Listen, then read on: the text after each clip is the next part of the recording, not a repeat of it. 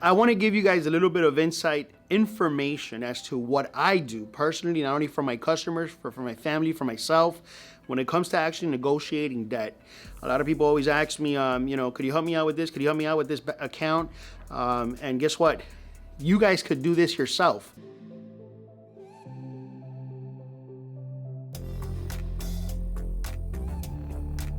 One of the things that I highly encourage customers, which is part of our educational phase, is what are you going to do once you get to that healthy credit?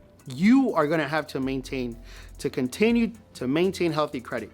You're the one that's going to have to carry the baton. So these are things that we have to get accustomed. Just as technology changes, just as your phones change, we have to change with time. So one of the quick things that I'm going to encourage you guys, especially when it's negotiation of debt, don't take the balance as it is.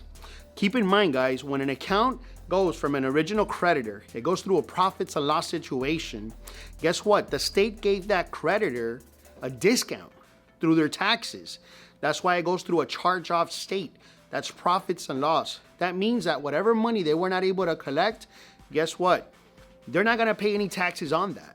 Then it's going to get picked up by a collection company. This collection company is going to pick it up for pennies on the dollar. So why are you paying the full balance?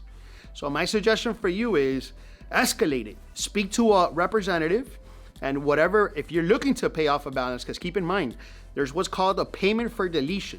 So if your intent to have healthy credit, just because you're paying that off, it doesn't necessarily mean that account's gonna fall off.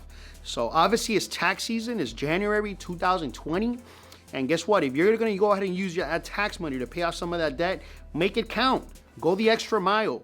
Fight for it. Guess what? Is there any other better amount that you could offer me, Mr. Collection Company?